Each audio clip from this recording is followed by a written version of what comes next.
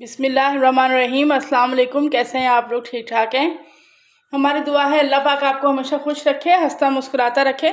आज हम बहुत ही ज़बरदस्त बेसन और ब्रेड के साथ पकोड़े बना रहे हैं। तो चलें आए अपनी रेसिपी की तरफ।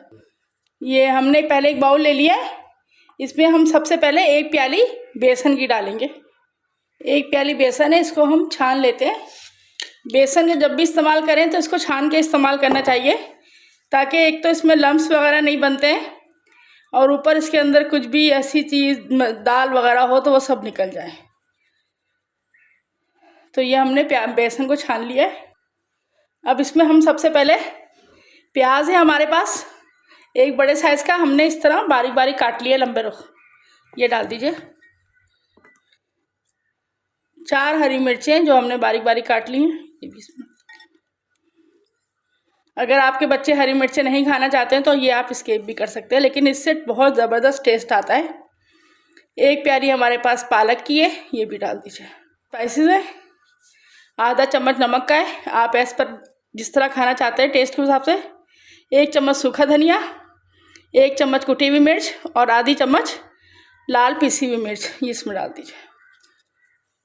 ये हमारे पास धनिया है, तकरीबन थोड़ा सा धनिया हमने लिया है जिसके आगे से पत्तियां हमने चॉप कर ली हैं, ये भी इसमें डाल दीजिए।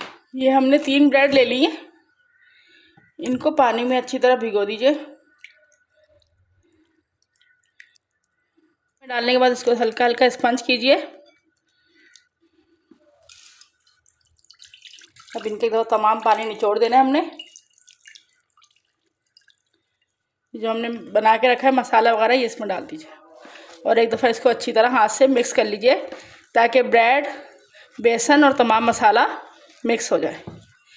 इसमें नमक और मिर्च आप अपने टेस्ट के हिसाब से कम और ज़्यादा भी कर सकते हैं। तो ये ना ये ऐसा कुछ तैयार हो चुका है। बस इसको बिल्कुल पतला नहीं करना है।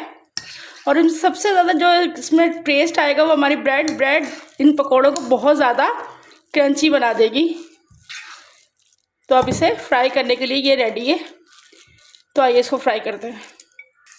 ऑयल हमने गरम करने के लिए कढ़ाई में डाल दिया और टेस्ट है कि ऑयल हमारा गरम हो चुका है। अब इस तरह ही हम तमाम डालते जाएंगे।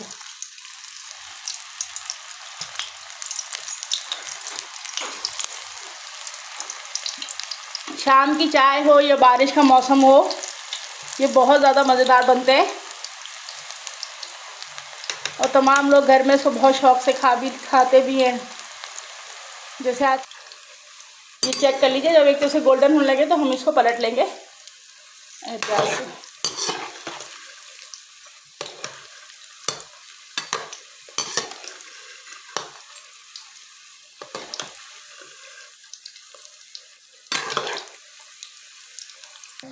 तो ये देखिए पकौड़े तमाम हो चुके हैं, इनको अब एहतियात से निकाल लेते हैं। इसी तरह तमाम पकौड़े बना लीजिए।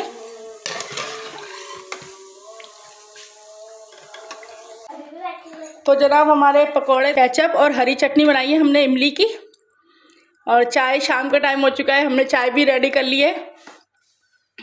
हमारी रेसिपी पसंद आए तो प्लीज़ अपने दोस्तों में शेयर कीजिए, लाइक कीजिए, और अगर हमारा चैनल सब्सक्राइब नहीं किया है तो इसको सब्सक्राइब कीजिए। अपनी दुआ में याद रखिए। अल्लाह हाफिज़।